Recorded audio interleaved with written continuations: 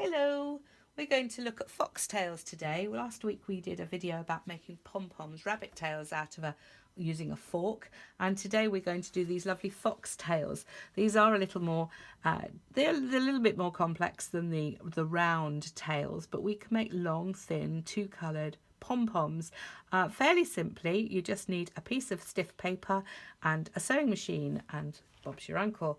So I'm going to show you how to do it. This is our little fox, and you can see that his tail is nice and fluffy.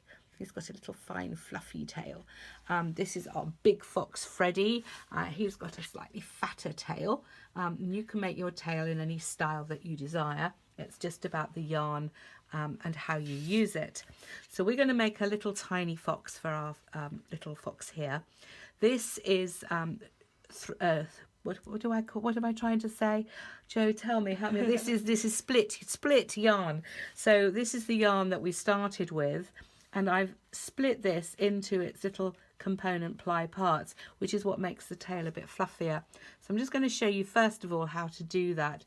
So take a piece. Now here's the handy tip: is only do this in short lengths. Do not try doing this with massive long lengths. It all goes horribly wrong. Gets very tangled.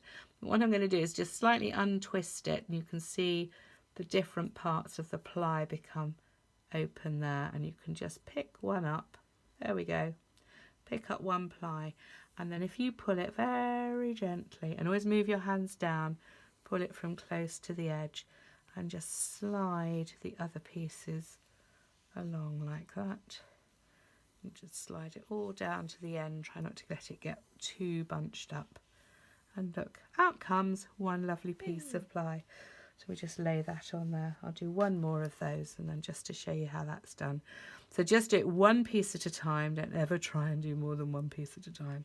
Just pick up the ply very gently and just slide it down. Oops. The first one's the hardest, isn't it? It always is, yeah. And then, well, actually sometimes the last one can get a bit tangly. But anyway, that's plying, splitting your yarn. You don't have to do this. Let's be clear. If this is like way more effort than you're prepared to put into your foxtail, that's completely okay. You can just use your yarn straight off the ball to make your foxtail. You'd use exactly the same technique, but I'm just showing you this. So if you want to make your pom-pom a little bit fluffier, this is how you do it. And Freddy, the big Freddy there, his tail is in an Eskimo yarn, isn't it? Absolutely, which is kind of like a felting yarn, which is where it's gotten quite clumpy, which is rather attractive. Once it's been worn a bit, this all sort of goes nice little matted bits around the end of the tail. I rather like his tail, but this wasn't split at all. I mean, this is not plied yarn, so you couldn't split it anyway. So this is just an ordinary. And Freddy's just the Eskimo yarn. Is knitted in that. He so is. It's he funny, is. Isn't it? Yes. Because actually, it looks quite smooth when you see the knitting on Freddy. But yes.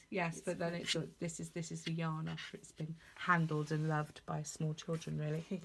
To make the pom-pom to the right size, what you need is a piece of paper. Then you need a stiffish paper, because it's got to hold the structure of the yarn. We're going to wind it around this paper. So if the paper's too thin and flimsy, it will fall apart.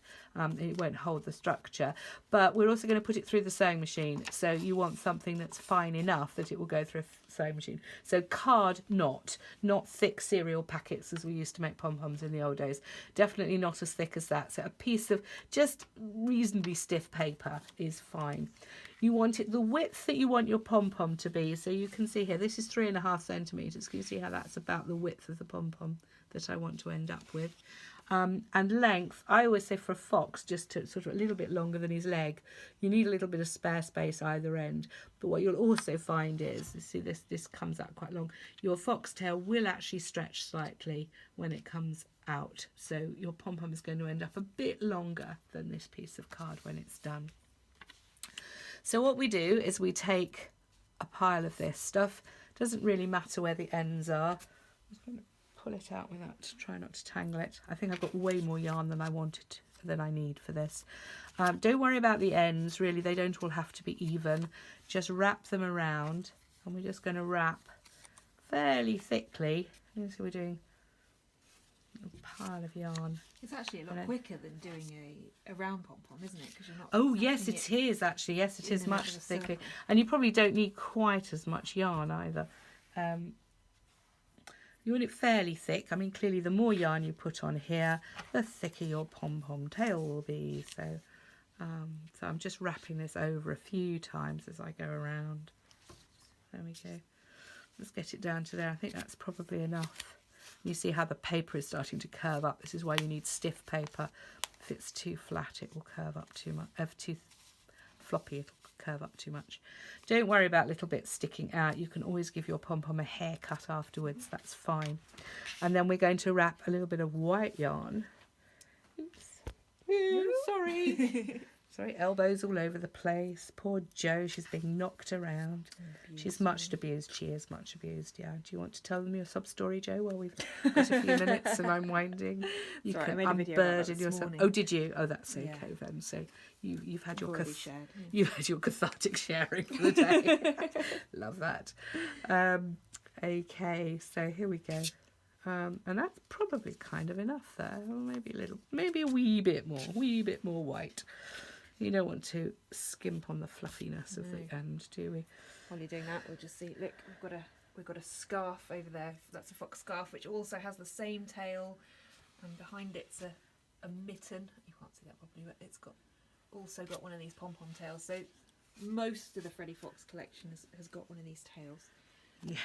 So it's just one technique. Learn it once, and you can knit the whole. There we go. So don't worry about it being too tidy. This is not the tidiest looking pom-pom, and it really doesn't matter. Everything will come out in the wash, as it were. But so we leave a little bit either end, just otherwise it'll all fall off. So you're wrapping fairly thickly around the middle of your piece of paper. So at this point we need to stop the video because we're now going to go to the sewing machine. So we'll see you again in a mo. Hello, so by the magic of video editing, we're back here straight away with the machine all set up, ready to go.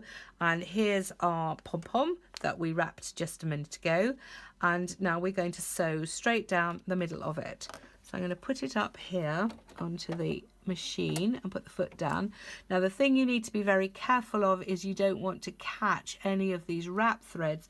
You don't want them sliding over the top of your sewing machine foot, because if that happens it all gets a bit tangled. So we're just going to push it down. So excuse my hands are going to be in the way, but we're just going to sew a straight line. Oops, there we go. All the way down the middle of the pom-pom. There we go. And then when we get to the end, I'm going to turn it round and go all the way back again.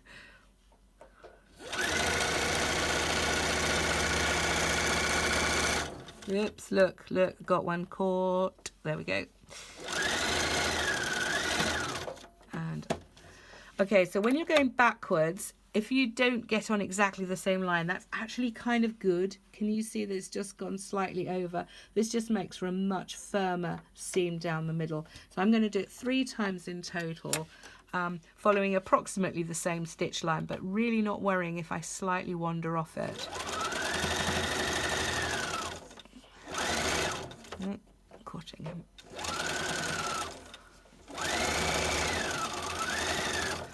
Okay, that should do the job. Let's pull that out and cut off those stitches. Right, so now we've got our pom-pom tail. It's all stitched up. Now these are the threads that you started with. I always leave those nice and long because actually this is quite a good thread to use to attach your pom-pom to whatever it is you're attaching it to, but the ones that you finished at the white end of the tail you don't really need, so we can actually trim those. These won't be any use to us. So to get it out, we're going to cut along the side here and split up our pom-pom this way. You don't need to worry about it if you cut the paper or anything, that's not a problem. Just slip it like that. And then round the other side. Oops. You can snip this open.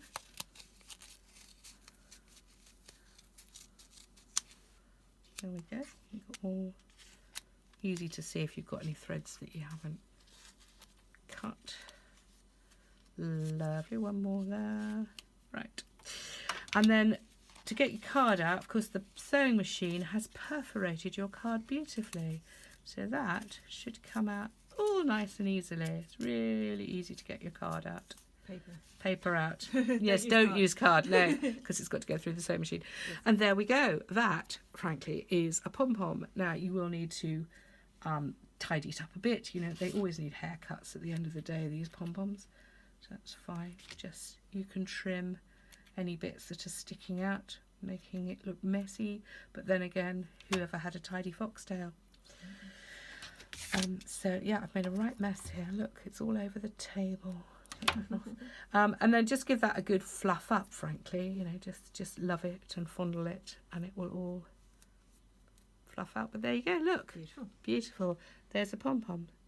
Thank you. You're welcome.